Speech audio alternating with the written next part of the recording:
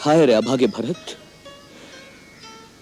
भैया सूखी घास पर पड़े रहे और तू महलों के रेशमी बिछौनों पर सोता रहा।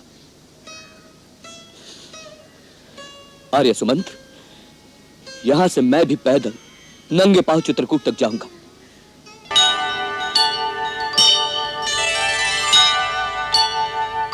आपने मुझे कूच करने का आदेश क्यों नहीं दिया महाराज? इंद्रजीत, तुम लंका की सबसे सुदृढ़ प्राचीर हो। लंका के गढ़ की नींव तुम्हारे ही आधार पर टिकी हुई है। अंत तक तुम्हारी सुरक्षा करना आवश्यक है। आदि देव तुम्हारी रक्षा करे। यदि तुम्हें कुछ हो गया बेटे, तो लंका अनाथ हो जाएगी। अनाथ।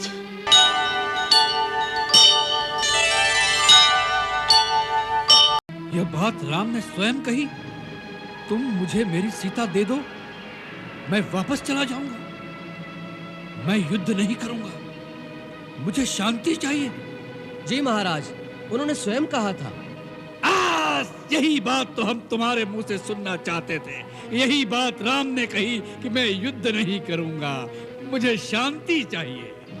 मूर्ख, इस बात में तुझे राम की करुणा दिखाई दी, उसका भय दिखाई नहीं दिया कि रण क्षेत्र में रावण के सामने आने के विचार से ही उस धनुर्धारी के हाथ पांव कांपने लगे।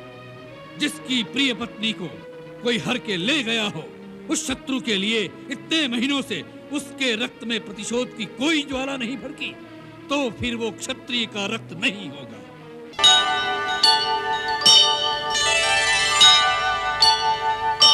मेरे भाग्य की विडंबना को देखो।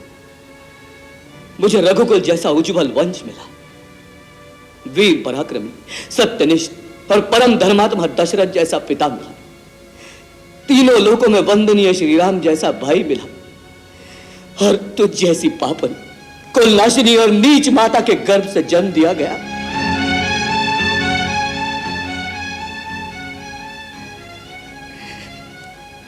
हे विधाता, इससे बड़ा परिहास तो किसी और के साथ क्या कर सकता है।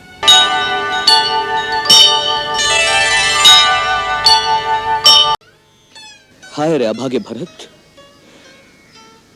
भैया सूखी घास पर पड़े रहे और तू महलों के रेशमी बिछौनों पर सोता रहा। आर्य सुमंत्र, यहां से मैं भी पैदल नंगे पांव चित्रकूट तक जाऊंगा। जब तक भैया के दर्शन नहीं हो जाते, अन्न ग्रहण नहीं करूंगा। स्वामी कंदमूल खाए और सेवक राजभोग खाए। धिक्कार है ऐसे सेवक पर, धिक्कार है